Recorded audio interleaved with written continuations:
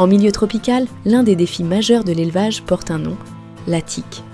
Un parasite qui impacte la santé animale, les performances et la durabilité des élevages. À la station zootechnique de Port-Laguerre, en Nouvelle-Calédonie, la réponse est collective, scientifique et ancrée dans le terrain. La lutte intégrée contre la tique. À la station zootechnique, on a 2 troupeaux, un troupeau brahman et un troupeau charolais. On utilise le troupeau brahman en troupeau, on dit serpillière, pour pouvoir passer sur les parcelles en premier, avant les charolais, pour diminuer la pression parasitaire. Puis ensuite, on conduit les charolais sur le même parcellaire. Les animaux sont ensuite sélectionnés avec notre partenaire principal qui est l'UPRA bovine, qui va venir pointer les animaux, les sélectionner en fonction de leur performance, leur croissance. Puis ensuite, on va les vendre aux éleveurs pour pouvoir diffuser des animaux qui sont sélectionnés sur des critères très précis, à la fois sur la tolérance à la sécheresse, à la tique, et donc avoir des animaux adaptés à leur territoire.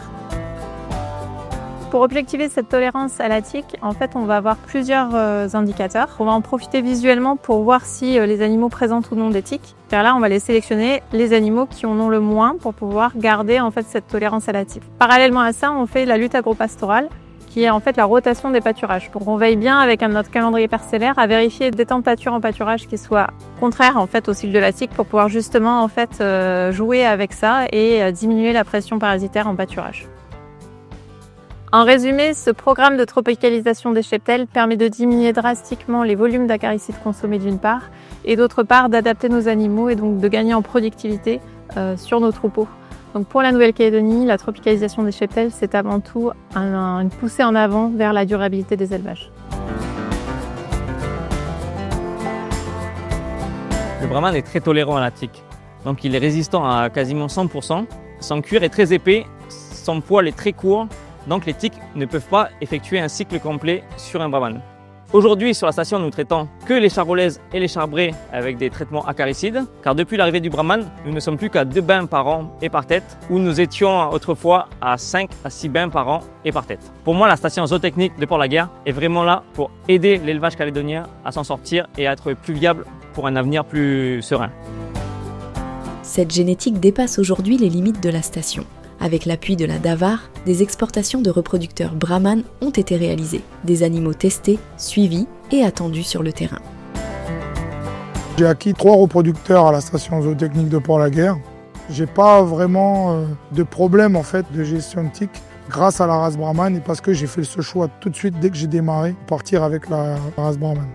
Ça me permet d'avoir des animaux qui sont très résilients, qui s'adaptent très bien aux variations climatiques liées au contexte tropical dans lequel on se situe.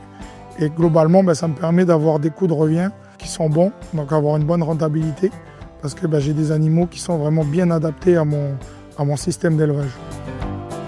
La station sélectionne la tolérance parasitaire de certaines lignées charolaises. Prochainement, les animaux issus de la station pourront intégrer le Herdbook charolais et intéresser les éleveurs métropolitains. Comparer, mesurer, comprendre pour élargir les solutions disponibles aux éleveurs. La tique est un défi central pour les élevages tropicaux parce que tout simplement la tique va arriver de façon massive et va affaiblir considérablement les animaux, va leur faire perdre de la croissance et donc derrière va leur faire perdre du bénéfice aux éleveurs. Le travail collectif qu'on mène aujourd'hui avec les partenaires, avec l'UPRA, les éleveurs, il est indispensable. Tout d'abord parce qu'on répond à la demande immédiate des utilisateurs calédoniens, mais parce qu'aussi il s'inscrit dans un programme à plus long terme par rapport aux éleveurs par exemple métropolitains qui commencent à avoir les mêmes contraintes que nous et qui vont pouvoir s'appuyer sur le travail qu'on a capitalisé depuis de nombreuses années et avoir tout de suite des animaux qui sont adaptés à leurs besoins.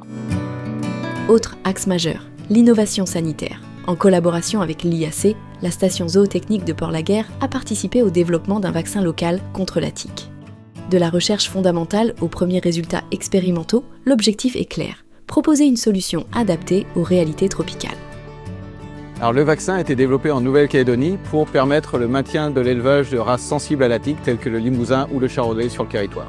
Les premiers résultats obtenus dans le cadre des essais sur le terrain ont permis d'obtenir une réduction de 40% des traitements acaricides et cet outil est aujourd'hui proposé dans les méthodes de lutte permettant de contrôler ce parasite dans les élevages. Aujourd'hui, le vaccin n'existerait pas s'il n'y avait pas eu ce partenariat avec la station zootechnique de Port-Laguerre, car toutes les étapes de développement ont eu lieu au niveau de cette station et aujourd'hui on peut dire que sans la station, il n'y aurait pas eu de vaccin.